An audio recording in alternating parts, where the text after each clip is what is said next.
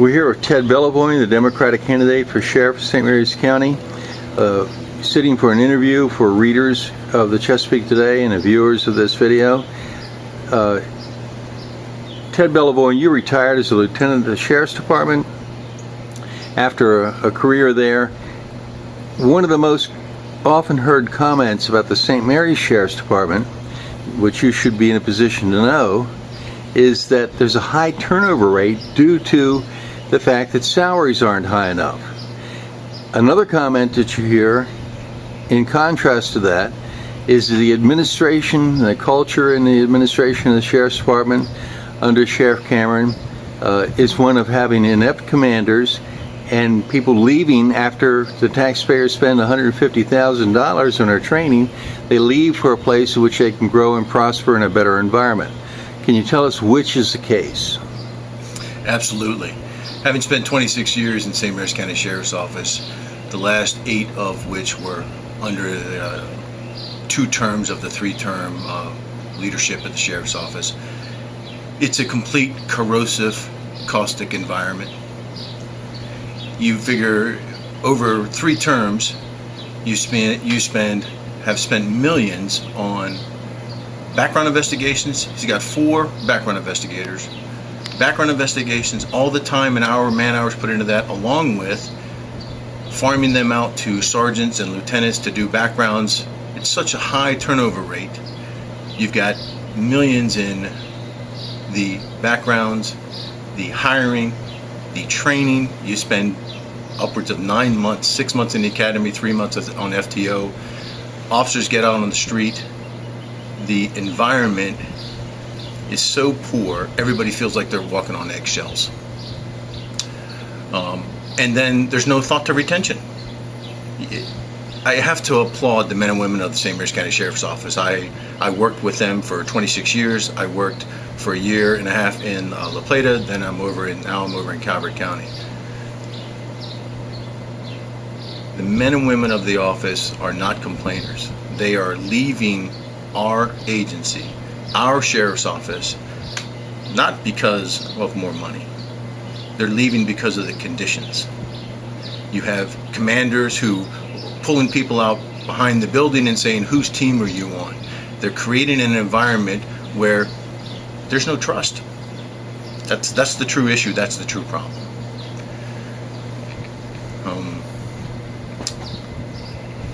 So here we've done it for 3 terms, every term after each other, and we spend millions to bring these people in, and there's 0 on retention. When I say I applaud the men and women of the office, it's because it's been a silent protest. For the most part, all you have to do is drive by the office and see 30 cruisers sitting up on the hill. Those aren't spare vehicles. Those are bodies. Those are people who have left to go to other agencies. Their love for law enforcement hasn't diminished, but they're going into service in another community. They're being recognized as Officer of the Year, they're being recognized for commendations and awards, and they're prospering in other agencies. Walk into any agency in the state, identify yourself as coming from St. Mary's County, and the first thing they'll ask you, that agency will ask you, is what is going on in St. Mary's County? It's a true problem, a true problem. We're here with Ted Belleavoine, who is the Democratic candidate for Sheriff of St. Mary's County in 2018 in the November general election. Ted Belleavoine, you have identified the reason that people are leaving the Sheriff's Department. Good, qualified, well-trained people that taxpayers have paid a lot of money for. They're leaving not because the salary here is lower than other jurisdictions in the state of Maryland. They're leaving because of the culture and the leadership which is established by the sheriff and the commanders. We've seen the commanders of Sheriff Cameron involved in approving and conducting live fire that ended up putting bullets into the home in Wildwood where a baby was sleeping in his crib just a few feet away. And Sheriff Cameron promised a report on that. We never saw it. We've seen 2 of the commanders that Sheriff Cameron has promoted twice being involved in the newspaper raid where they cleaned out newsstands before voters could read those critical articles on election day. and they were held by the United States Fourth Circuit Court of Appeal to have violated the constitutional rights of the people of St. Mary's County. Yet Sheriff Cameron promoted them. We've seen another of his commanders, Alioto, who is a captain of narcotics, quit while he was under investigation for lying about criminal cases. These criminal cases could cause, and his deceit and his lack of candor and his directly lying could cause many dozens of cases, both in local, state, and federal court, to be reversed and cause these dangerous criminals to be let loose. So at this point, and then we have his assistant sheriff who lied during the trial board about Correctional Officer Kelly Lowther actually smacking him when there's no evidence to see that on the video. And his fraternizing with the employees in an Ocean City bar by itself would be enough to demote him or fire him in most any other agency. But Sheriff Cameron promoted him after that. You're elected sheriff. What in the world would you do different? Well, on the first part, the sheriff's office has, and the deputies, all the officers, correctional officers, civilians, they have a very good salary and benefits package. It's very comparable, very competitive throughout the state. On the second piece, when we're talking about commanders, the commanders have been in place too long. They literally are in the mindset of protecting their little fiefdom. They're not focused on empowering their employees to do the best that we can for service. When you have bad managers, some of the traits that they exhibit are clear. Number one is they need to talk over you. They feel the need to yell at you or make you feel inferior. Number two is if they can't get your attention, then they suppress your voice. Some of the things that the community is not aware of, St. Mary's County is not aware of, is one of the first things this administration did when it came into office was it limited who could talk to the press to 3 commanders. I understand that. That's probably a good business tactic in any quasi-military operation. But the next thing that came in is where the problem lies, and that was a policy of undermining the sheriff. That's pretty broad, and we never had seen that policy. We didn't understand where it was coming from until in a command meeting, and I'm sure the community is aware of the problems we've had with the radio system. In a command meeting in the first term of this administration, the command walks in with a newspaper article, and it talks about 2 officers were overheard talking about the radio system was going to get somebody killed.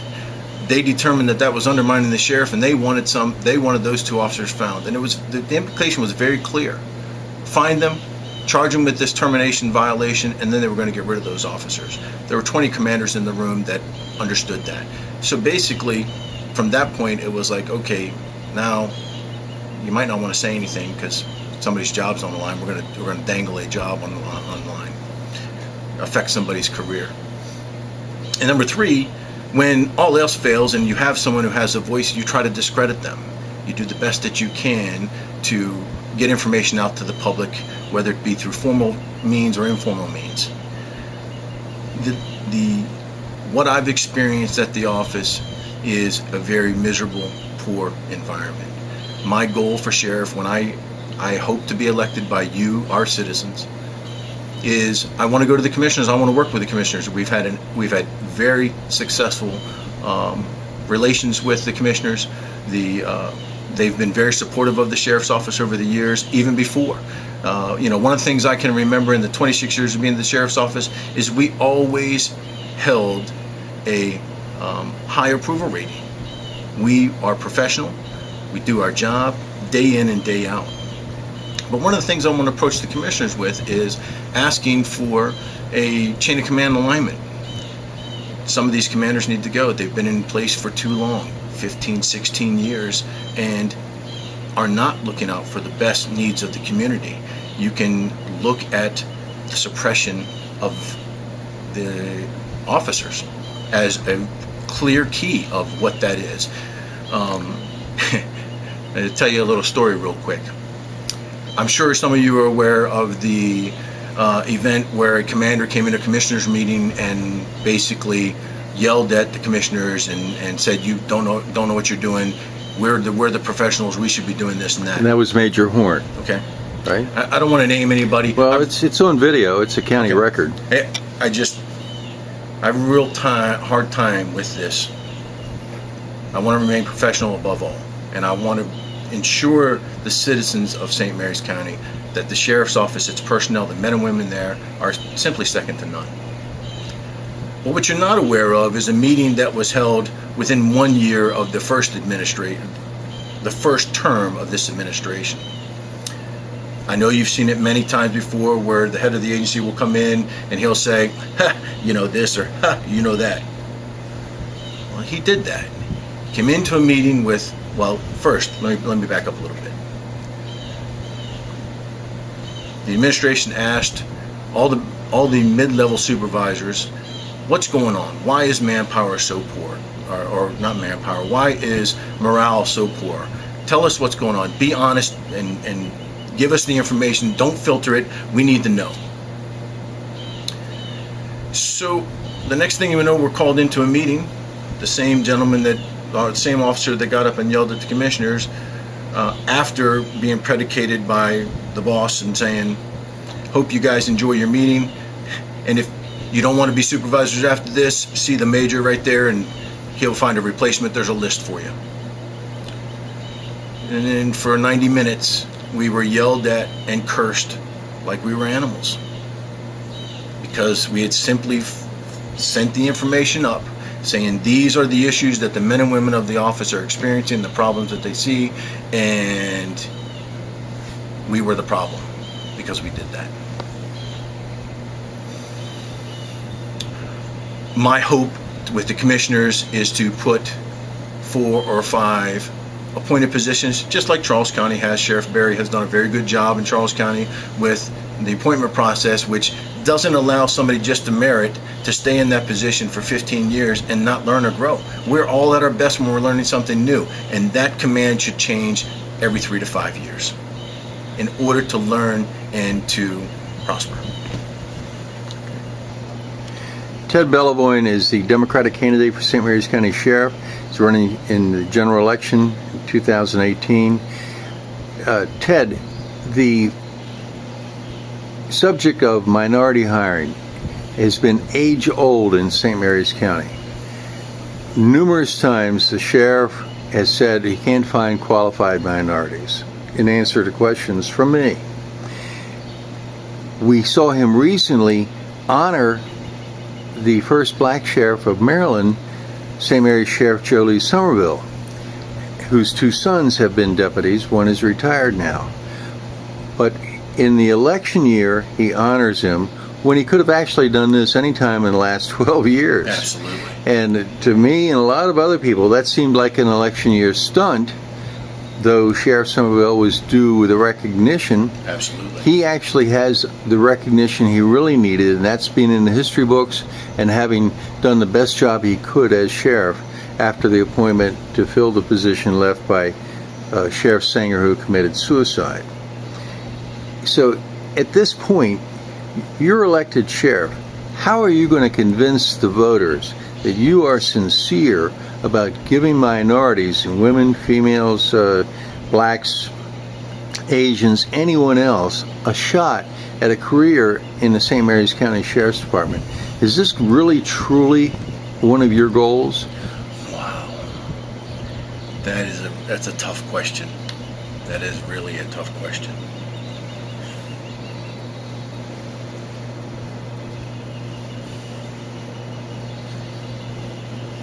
Sheriff Somerville's event was an excellent event. He's an excellent man. He's an excellent gentleman. I didn't have the opportunity. I wish I had the opportunity to work for him, but I did have the opportunity to work with 2 of 3 of his sons, Kevin and then Joey. Awesome guys. Truly, just great service over self. They really put themselves into this community. When you look at the 3 terms, you're going to find that this administration has hired and retained 1 minority, 1 African American male. That's a problem. That's a true problem. I haven't heard anything out there as to what's being done, what type of recruitment is happening. My belief I came from this community. In 1977, my father brought us here as his last duty station for the U.S. military. I grew up in Lexington Park, many friends, many communities that I know folks. My answer, short for right now, that is just a tough question, is I'm going to ask those communities to invite me into your community, invite me into your home. Let's have a real conversation about what's going on. And my belief is, and where I come from, where my angle should be, is I know that over 26 years I walked into a lot of homes, and I see people who are proud of their family members, even in every community, who have served in the U.S. military. That was a passion of mine. That was a desire of mine. I wanted to follow my father's footsteps. A buddy of mine went to go in, enlist, and I was removed for medical. I thought, okay, now I can't follow my father's footsteps and his father's footsteps and serve in the military. I'm going to do the next best thing, and I'm going to go into law enforcement. Instead of serving the nation and the world, I'm going to serve our community, St. Mary's County. And that's exactly what I've done. And my plan is to come into those communities, come into those homes, and have one-on-one conversation. If it is one-on-one, one-on-4, one-on-30. Okay, as sheriff, can you not just directly give an order that the hiring process be fair and open to all applicants? As a HR rule and point of law, I think I want to believe that that's what's taking place. Obviously it isn't. Okay. How will you make sure it does? Well, it will be the number one issue of me going into the community. We continually talk over the years about recruitment and problems. Well, I don't see our leadership going into the community and saying, instead of asking your folks, or instead of your family going and serving in the U.S. military, honorable, excellent career, why not stay here? Why not serve here? There are some things I don't really want to discuss on camera that make me feel that my personal passion for making sure that we hire and recruit the best from our community. I'm not interested in going to the state of California or state of Utah or Pennsylvania.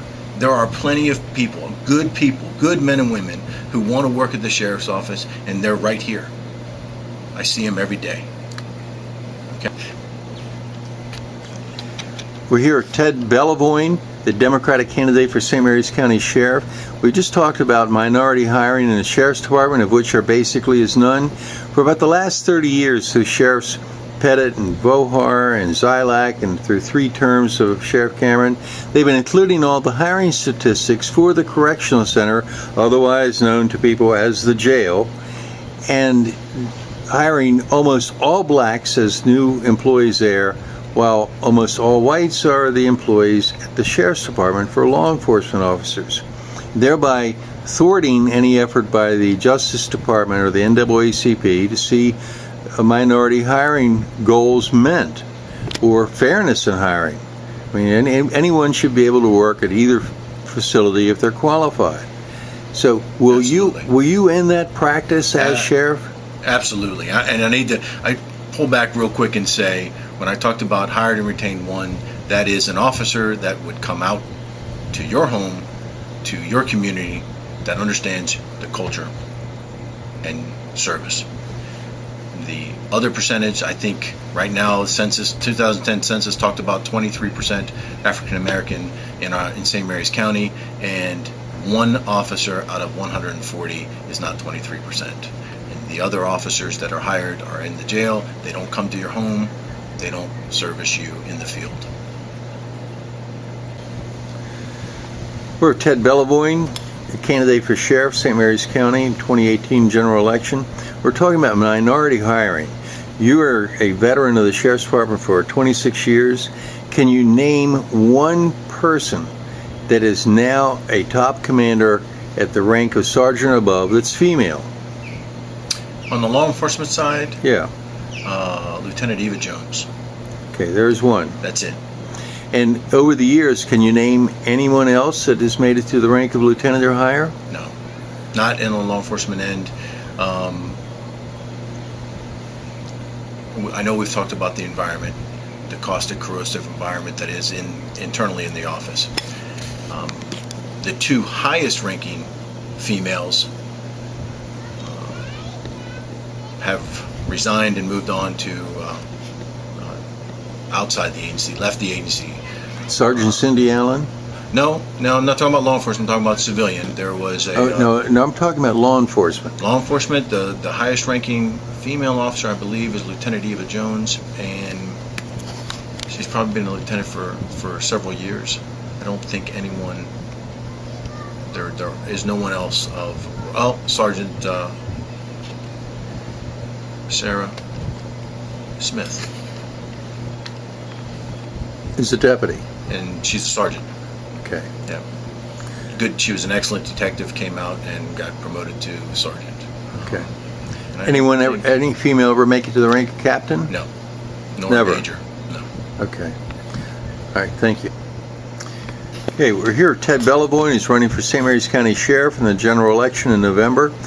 We have an issue over the last few years where Sheriff Cameron decided to encrypt the main channel of emergency frequencies, which denies the average person the ability to know anything that's going on in a neighborhood. He substituted for that his cheery broadcasts on social media and Facebook and Twitter and everything to tell you the version that he wants you to hear than actually what is going on. He's even supplemented it with a $65,000 a year public affairs officer, which is $20,000 more than the money paid to a newly hired deputy. So, as sheriff, will you try to restore the real communications to the public by taking the encryption off the main emergency channel and also making sure that emergency calls are broadcast to the state police as well as to the deputies so they can respond to calls as well? Absolutely. When I started in 1989 with St. Mary's County Sheriff's Office, there was no encryption. And what I found, there were several situations where there were hostile, large fights, and the community came out to actually aid me because they heard on the scanner what was going on, an officer in need of assistance. I do not believe and do not feel that the main channel should be encrypted. We have several others when you talk about hostage situations or volatile situations or sensitive situations that we can switch to, but the community needs to know what's really going on, not the highlight reel. When it comes to simulcasting, I understand that there is some scenario where this leadership has taken command of the ECC and its simulcast or something along those lines. I come from a time when ECC was an independent entity, Emergency Communication Center was an independent entity, 911, and they simulcast to state police and St. Mary's deputies. We are doing the same job. We respond to the same calls and crimes. Maryland State Police has been fantastic in St. Mary's County.